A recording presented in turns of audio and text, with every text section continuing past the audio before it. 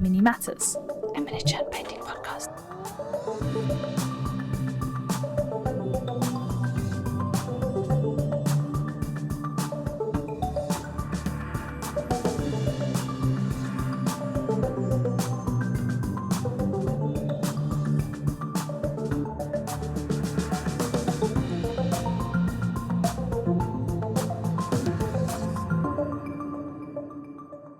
Hey guys, welcome to another episode of Mini Matters. Now, some of you all have noted from our SMC coverage last year that we managed to speak to Kris from Broken Toad, and he gave us a sneak preview of an upcoming Kickstarter.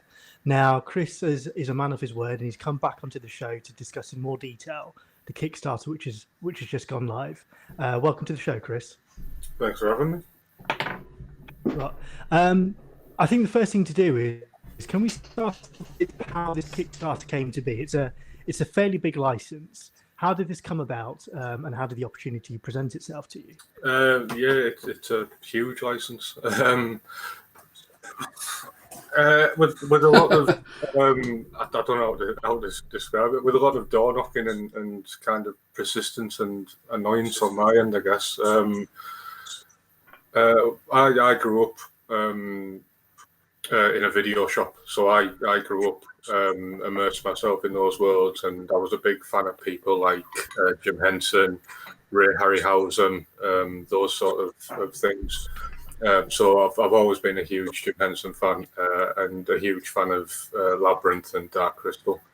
So around about 2.5, 3 years ago now, I went out to try and secure a license from them to do this, because I don't believe in releasing models without permission from the IP holders if you're going to be portraying their IP in your miniatures. It's quite a big scalp you've gone for, though, isn't it? Like, it's huge scalp, mate. Yeah, it's not like a small thing. No, but it's like everything. I mean, it's the kind of with something like this. If you can do it and do it well, it's only ever going to help serve your business better, I guess. So it's something we wanted to do, and I mean, nobody's really done much with these two IPs in the miniature world before. I know you've got some miniatures that came out in the 80s, and then you've got Riverhorse who did board games based around it, but nobody's really done what we do with it. So we felt that we were in a position to hopefully be able to do it better than most with the experience we have and with the sculptors that we have contact with, and all the experience we have in producing miniatures and that kind of thing. There has recently been a big resurgence, hasn't there, with 80s nostalgia. We've seen it with Stranger Things and whatnot, and Dark Crystal has just had a new series on Netflix. Was that part of your thinking as well, or were you just serving your own? No. I mean, what we didn't want people to think was that we were kind of jumping on the coattails of that, because, like I said, I mean, this has been in the works for about 2.5, 3 years, which is long before even I knew about the TV series. So we made sure that everything was in place and all the contracts were signed, and we could make the official announcement before the show actually came out. And then, luckily for us anyway, the show was really successful and popular, so that's kind of helped bring more people towards what we're doing. But what we are doing is, it's got nothing to do with the show. It's very much the 1982 Dark Crystal film and the 1986 Labyrinth film, and nothing outside of that. Yep. How long then? 2 to 3 years, but from when you first spoke to them to it was getting the speed. The problem is, it's in any big corporation, if you don't sort of know anybody in there, it's very hard to get your foot in the door and to actually get them to respond to you. They don't really want them. They must get like hundreds of unsolicited messages every week from people. I understand why you kind of get lost in the shuffle with that. It was more. It took me a long time to actually manage to get in touch with somebody to speak to. But then once we spoke to them, we did like what you generally do with business, put a business plan together, we sent over our proposals and everything like that. We sent them over a load of not test pieces, but we sent them over a load of our existing range so they could see what it is that we're actually planning on doing. And we knocked up a rough Skeksis sculpt to show them what our ideas were for the range. And luckily, when they received the models, they were blown away by the quality of everything. And they said it was very easy for them to then give us the license based on that. So yeah, I think I was speaking to the head of product development on the phone one day, and he mentioned that he actually took some of our models down to the creature shop and was speaking to the guy who was running the creature shop and said to the guy, this is what you do. What do you think of these? And he said the guy, I can't remember his name, unfortunately, but he took the models and looked at them and just went, I'm taking these home and I'm building them and keeping them, and you're not getting them back. So, worth it, though, isn't it? Yeah, definitely. Did it feel like you were dealing with a massive sort of company, or just... Yeah, it still does. Yeah. I mean, obviously, they are a massive company and they're very well known by a lot of people in the world. So, yeah, it does very much feel like we're dealing with a huge entity. Yeah. I've got more line, but I know this is No, go ahead. Go ahead. I just find it fascinating because I don't think in the modelling world it's not that big, but there's not many situations like this, are there? Like, I don't know anybody who's gone to. I mean, it's one of those things where it's like opportunities like this generally don't come around too often. So if you're running a business and you get the chance to take on an opportunity like this, you kind of got to grasp it with both hands and then strap yourself in and see where it takes you. But this wasn't even an opportunity though. You had to chase it. It wasn't like it fell on your lap. Yeah, but I mean, I'm a big believer that opportunities don't fall in your lap. I mean, that's a very Hollywood thing. You kind of all the opportunities you get in life, you kind of make yourself. So I mean, obviously, Jim Henson was never going to. The Jim Henson company, was never going to come to us and ask us if we wanted to do it. We would need to go to them and ask them if we could do it. Be interested to see if you've set a trend or how or if it's just so hard that it wouldn't work like that. But I'm curious to see if all of a sudden we see maybe not old things, but just more collaborations between these big studios and just all the miniature companies that are out there. Yeah, I mean. One of the problems I see with our industry is we've got a lot of people who do this kind of thing, but don't do it in the right way. So with us being huge fans of Jim Henson, we couldn't do Jim Henson models and not have the Jim Henson company involved. It would be very disrespectful for them and the memory of him to do that. And we've never been a company, it's not just us that are involved in this, it's also Blacksun miniatures. So when I talk about it, it's not everything's broken code. We're both big proponents of doing everything the right way. This is obviously a big film. Do you think we'll see more collaborations between, like, let's say, a new film's coming out in the future of Pacific Rim 3, and then all of a sudden, like, a company like us does, a collaboration with high quality resin models? Like, we've never seen this. Obviously, this is nostalgic and in the past, but we've still never seen this sort of thing before.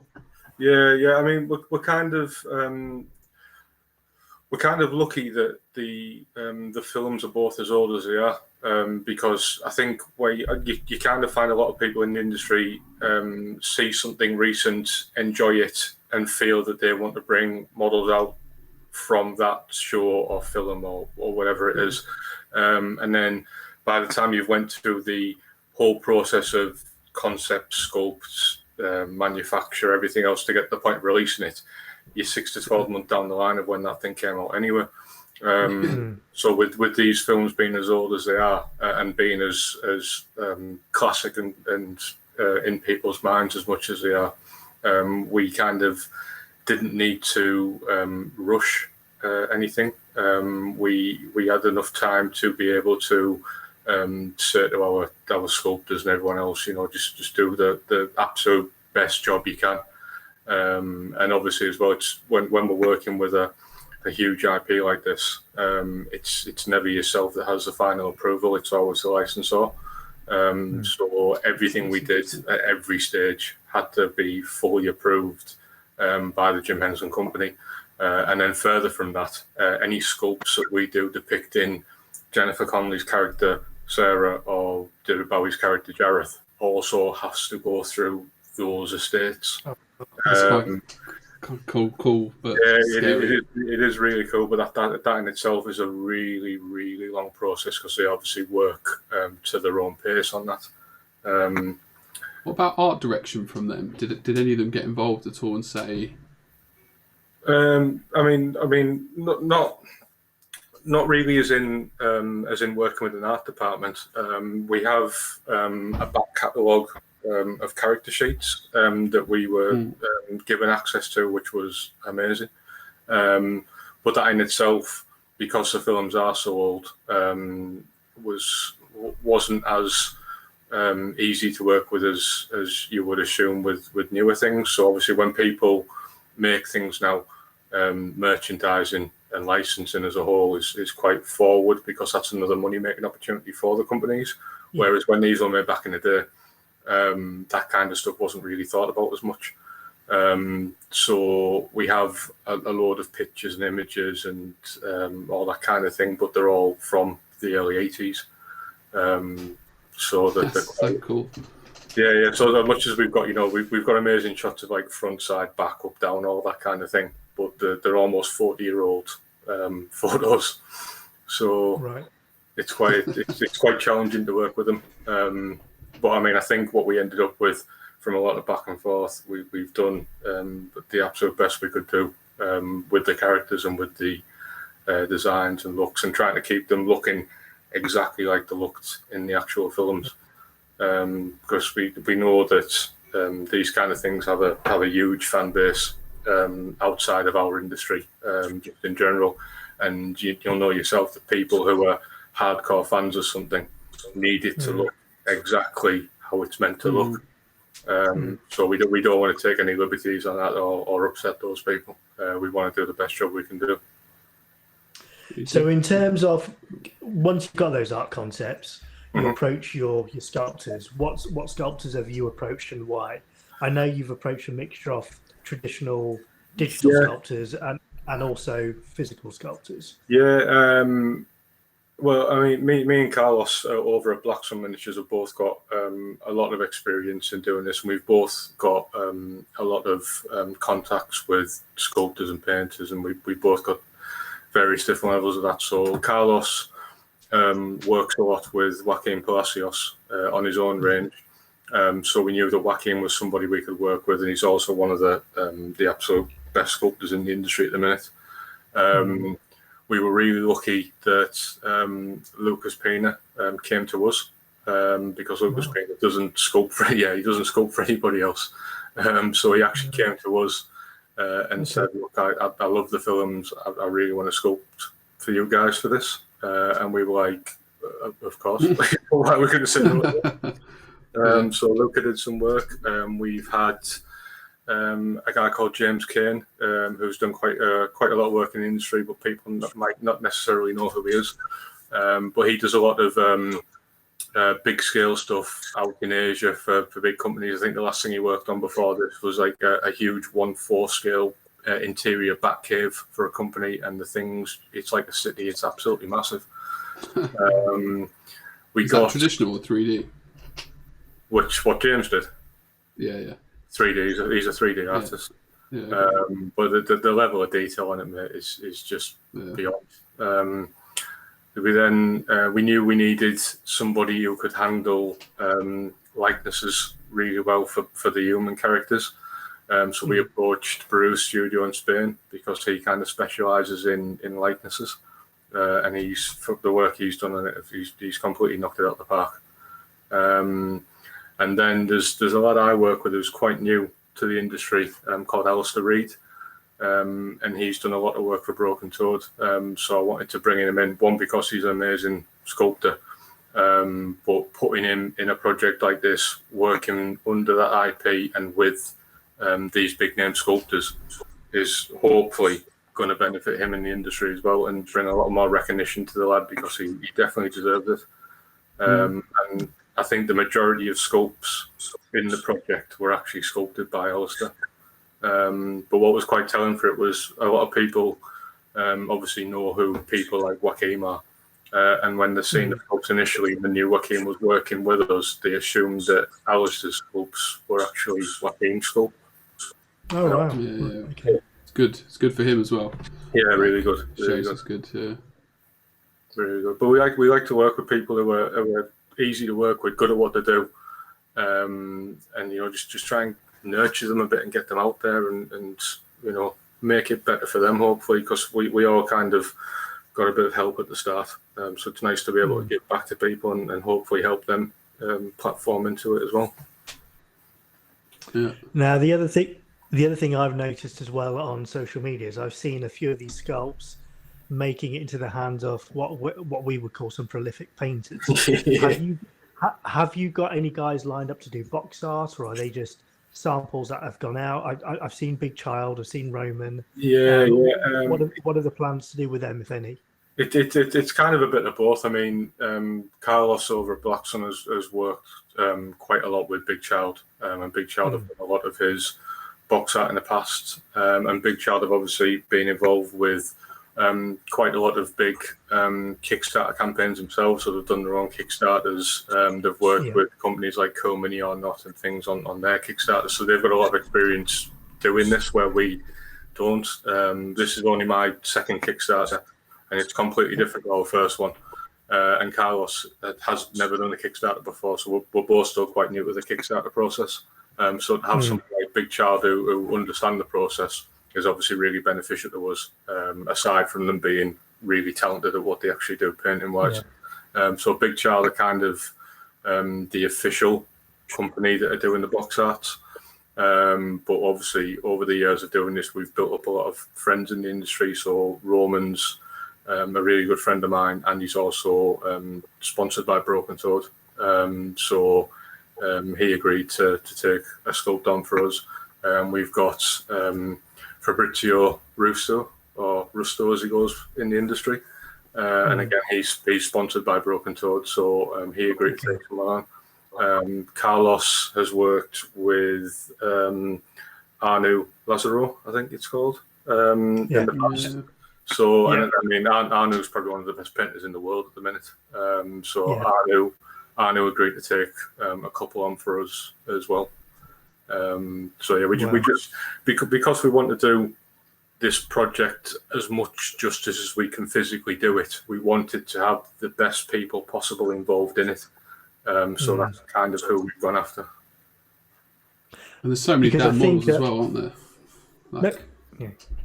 Sorry, go on. I said no. Go ahead, Jamie, because I've got a delay. Cheers. Just to explain to people who are watching at home, I've got a bit of delay on mine. So yeah, go ahead, Jamie. Sorry. It's a bad connection. I was just going to say there's like a hell of a lot of models, so it's hard to actually get that out to everyone. And I suppose you already got the Kickstarter, so you're not relying on box arts to drive the sales kind of thing. But I suppose you just want to see these models. I mean, it's a really difficult thing. Obviously, we're a business at the end of the day, and we need to make money to survive as a business, and this is our livelihoods. So we do need to drive sales. But a project like this can't ever really be sales focused. It's always got to be about the sculpts and the product every time. Because if we don't nail that part of it, then it doesn't matter. We're not going to get the sales anyway. So if we concentrate on the passion side of it, and then do the best that we can with it, hopefully the sales side should take care of itself.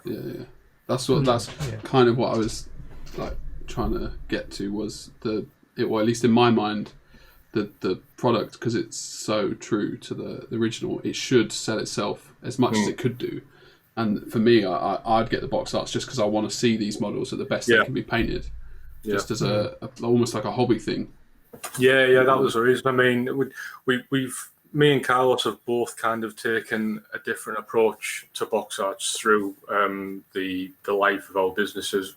Because I'm a resin caster, and because production's what we do, I've always tried to show the models off as bare resin so people can actually see the work that we do and see what they're actually buying. Whereas Carlos has always gone after box art with his models. And I don't think there's a right or wrong approach to it. It's kind of personal preference, I guess. But at the end of the day, everybody likes to see a miniature with a nice paint job on it. So it only kind of made sense with this, I guess. No, well, I like for me with I'm trying to now decide if I should get a box art or not, and I'm so stuck between it because I'm like, do I really want a box art for the sales, or do I just really want to see this model at the best of its ability? And that's like it's a tough call, basically. You always want to see your models in the best light possible because you put so much work into them behind the scenes that there's no point just slapping a load of paint on them for the sake of it and putting them out there. You may as well treat that side of it with as much care and respect as you had for the rest of the process, just because you're not involved in that part necessarily. I know some people do paint their own box arts, but generally most miniature companies don't have the time to do that or don't have the resources to do that, so they farm that part out. But I think the good thing about the industry that we're in is that a lot of people can have their own business in their industry as more of a freelance artist. You've got freelance sculptors, freelance painters. A lot of people farm their production and they're casting out to other companies rather than doing it themselves. So a lot of people can survive in the industry as long as they've got the talent and the determination to do it well, I guess. It's a beautiful slog, isn't it? There's been some tantrums before bed some nights, mate, but there's worse things we can be doing. Yeah, definitely. I think it's lucky, or maybe it's not lucky because no one else would do it if they didn't, but you love what you do in as much as the final product. You get to do something from start to end, and you get this amazing thing at the end. And I guess that's what drives, or at least I imagine that's what drives a lot of these people, and obviously yourself, to do it. Because I mean, I've always been a very kind of hands-on person, and because we do a lot of the actual production process ourselves, I'm still very much involved in a lot of it. The only thing on the model side that we don't do is sculpting, because I'm not a talented sculptor, and there's plenty of other people out there who are far better than me at that. But all the concept side of it, all the design side of it, the manufacture side of it, the packaging, the distribution, that's all us who do that. And if it's people kind of think that because we serve a hobby, that what we do is a hobby. It's not. It's really, really hard work. So you have to be passionate about it, and you have to enjoy what you do. Otherwise, it would just absolutely kill you. Right. So can we talk about pledge levels then? So what pledge levels have you got available, and what do people get? Yeah. So we tried to keep the pledges as simple as possible, because one of the concerns we had before the Kickstarter from a lot of people is they obviously wanted to purchase some models, but they'd never been involved in being in a Kickstarter before. So to try and keep the entire process as simple and unpainful for them as possible, we went for some very easy pledges. So the first one's what we've called a create your own. So you can literally purchase any model or any combination of models you want from the Kickstarter. All you need to do is add up the total of the models that you want to buy, enter that amount as your pledge, and then once the Kickstarter ends, you will be sent out what's called a pledge manager, which is basically a survey where we collect your current address. You let us know exactly which models you would like for your pledge, and then we can fulfill that for you. And then after that, we've got fans of each of the films individually. So we've got a pledge where you can have all the models from either the Dark Crystal or Labyrinth. And then we've got a final pledge, which is basically one of every model from both of the films. There are the Kickstarter launched with 17 individual sculpts.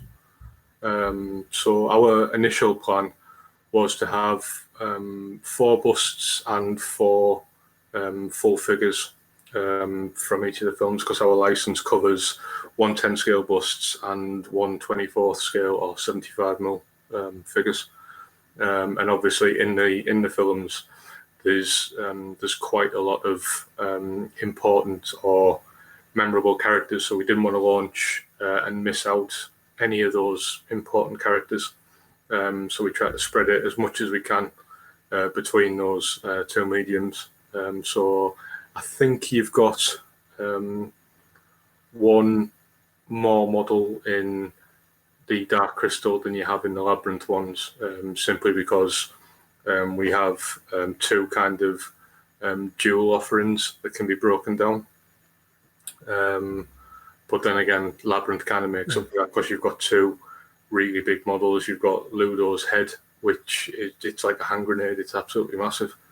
Right. And then the humongous there, the guy in the bottom right corner, he's a 75mm scale model, but because of things like this huge mechanical creature in the film, I think that's like 150mm tall, roughly. Oh, fuck. Yeah, that's a big chunk. Yeah, that's quite cool. Have you got a personal favourite, Kris? Do you know what? I really don't. I think it's one of these where every time that we were presented with a new finished sculpt, it became our like new favourite. Favourite, yeah. So yeah, but what I will say is, Luca Pina sculpted the Ludobosphorus, and when that arrived, even now, that is genuinely the nicest technically sculpted traditional model I've ever seen in person. The thing is so smooth and so well detailed. I thought that was 3D almost. No, well, this is the thing. I posted a few weeks ago, I think, I posted a picture of myself, the model, over my desk. Yeah, I've seen that. I posted a picture of the model in my hand, holding it over my desk just as a quick teaser. And a lot of people assumed that was a cast, and it wasn't. That was the original sculpt. But in terms of sculpting ability, man, it's absolutely bulletproof. It's unbelievable. It blows my mind still to this day that human beings can sit there with a lump of clay and produce something like that from it. Yeah, it is pretty impressive. Yeah, I try not to think about it really. Yeah, I mean that's one of the advantages that the 3D guys have. So in my opinion, it's much harder to make a 3D sculpt look natural and organic than it is with clay, because you're making it organically anyway. But those guys who do the 3D can do a lot of back and forth and playing around and tweaking, and it's not as much effort in that sense as it is with a traditional guy. Yeah. With the $1 pledge or £1, yeah, I can get one model with that later, can I? Yeah. Just pay shipping. Yeah, because I mean, what you find as well is there's a lot of campaigns kind of have a first pledge tier, which is just asking people to donate money to them. And you know, we're not running a charity. We're running a business. I don't expect anybody to give us money and not receive anything in return. So we've left it as that. If you want to donate £1 to the campaign, then it's really appreciated, but you don't have to. But once the pledge manager goes out, anybody who's pledged a low amount will be able to increase that if they so wish. That's cool. Purchase whatever they want to purchase. I know it's been frustrating, at least for me in the past, when it hasn't been clear. They might have set those tiers up for me to do that, but I never knew it.